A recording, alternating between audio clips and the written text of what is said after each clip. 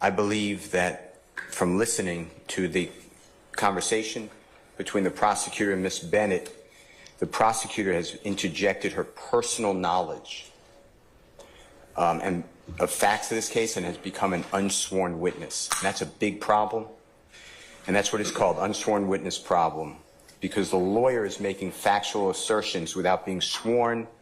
And when the lawyer is a prosecutor, that error goes to the heart of fundamental fairness and due process of law, and thus is a constitutional issue.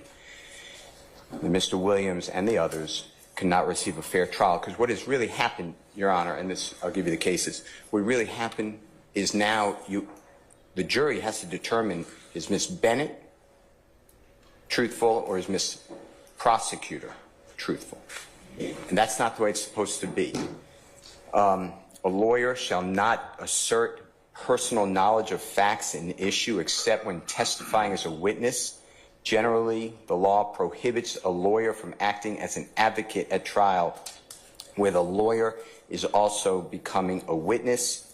There is no doubt that assertions of fact from counsel as to the content of prior conversations with a witness have the effect of making a witness of the lawyer and allowing his or her credibility to be substituted for that of the witness. This practice is improper.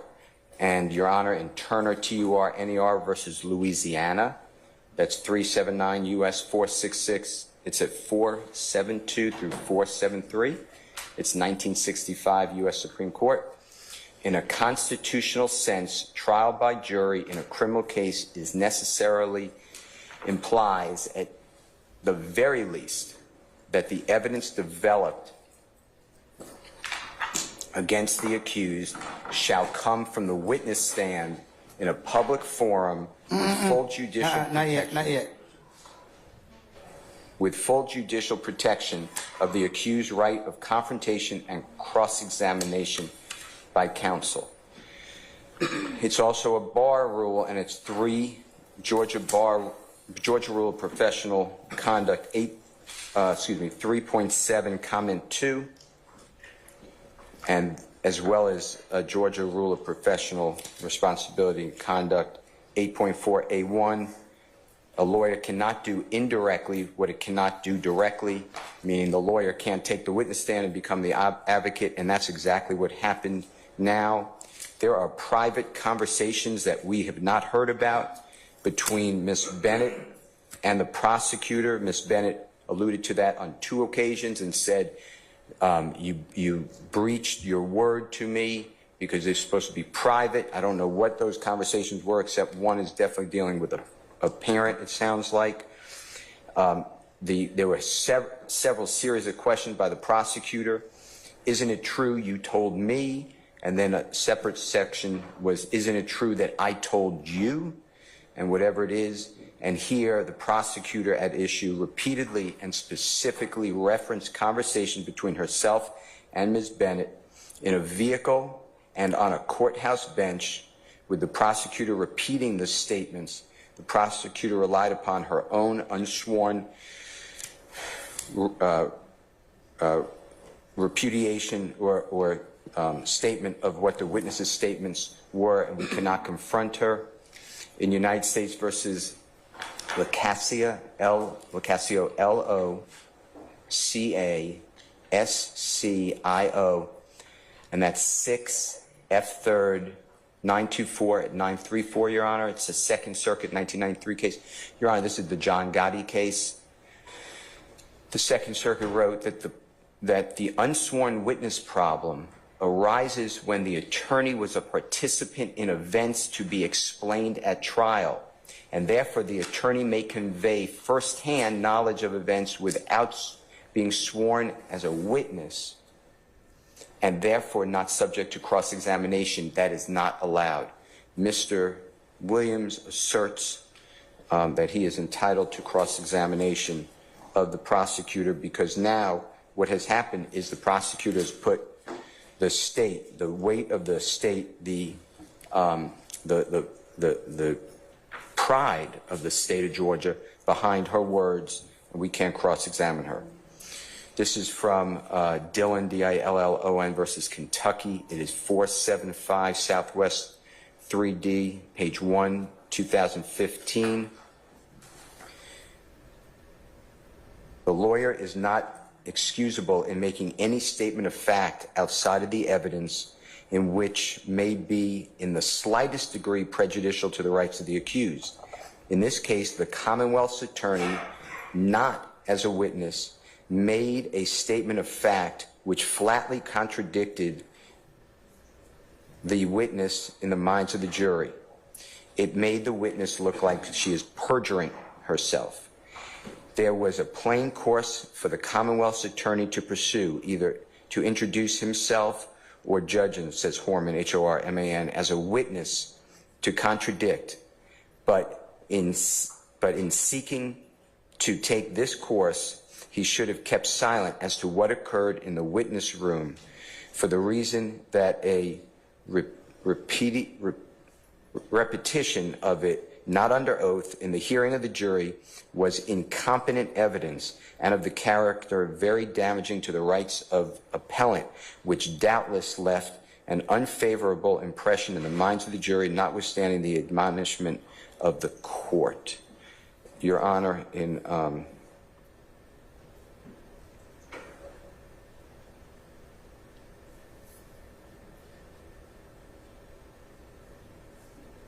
the Rule 3.7, comment 2, a lawyer shall not in a trial assert personal knowledge of facts in issue except when testifying as a witness.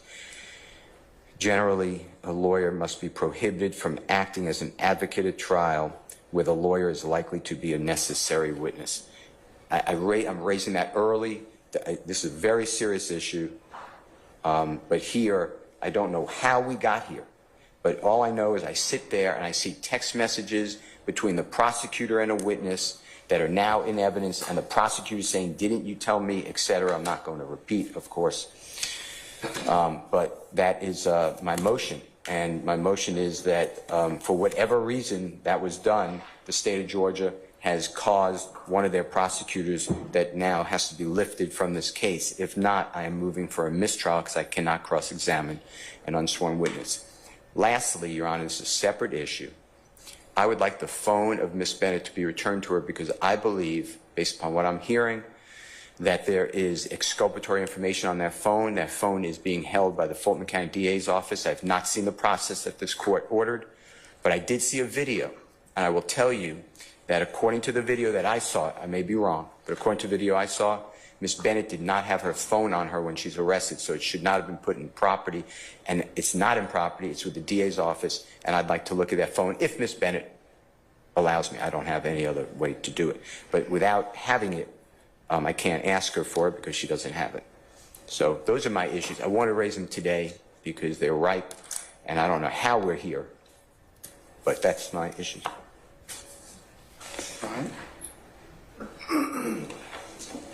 Your Honor, as this is a matter that Mr. Steele has brought up before this court orally, we would ask that the court require that he reduce or place his motion in writing so that the state may properly respond. We would ask that the court require that Mr. Steele, in his written motion, provide any legal support he has for the assertions he is making to the court, regardless of the fact that he said, I just wanted to put the court on notice. He has moved this court. I believe that this is not a proper motion to be made orally, that it is one that should and necessarily needs to be made in writing, and the state given the proper opportunity to respond in writing with legal support for the state's position. And I'd ask that the court allow us to properly address this motion before this honorable court, either on next week while the jury is in recess or at any other time that the court deems proper. Mr. Steele, can you reduce it to writing by Monday? And Your Honor, I'd ask that we be allowed to and required to provide the court with a brief in support of our respective. You got till Wednesday. Thank you, that is Wednesday, perfect. Mr. Steele's going to turn in his written product to, or file it by the 1st of April. You'll need to turn in yours by the 3rd. Thank you, Judge. And he will be briefing his argument. I need a written motion. I concur. I agree with the state that it needs to be put in writing, your assertions and allegations, Mr. Steele, and then I'll let the state respond to that, and then I'll hear argument on that issue appropriately and enter an order to that effect. All right, that's the first thing. That covers that, the counsel's witness issue. All right, what about the Miss Bennett's phone? I think the same thing, Mr. Steele. It's probably going to need to be put in writing. At this point, or what I could do is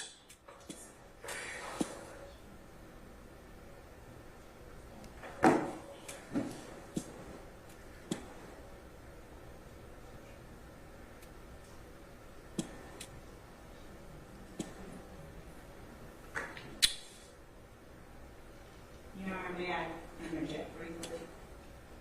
Because the state has no objection to, since the court is releasing essentially Ms. Bennett on a recognizance bond. I was going to say, her phone back. We are not at all about to turn it over to Mr. Steele, but we would have to. well, what I would do is, because the search of one's phone requires a warrant, We're not. and you're not, so she can have her phone back, and if she wants to let anybody look, I mean, if the state wants to use the process authorized by law for, to do that, that's your course. I think then, but the defense, the only thing they can do is just ask Ms. Bennett if we can take a look at what's in her phone. That's her call. So, but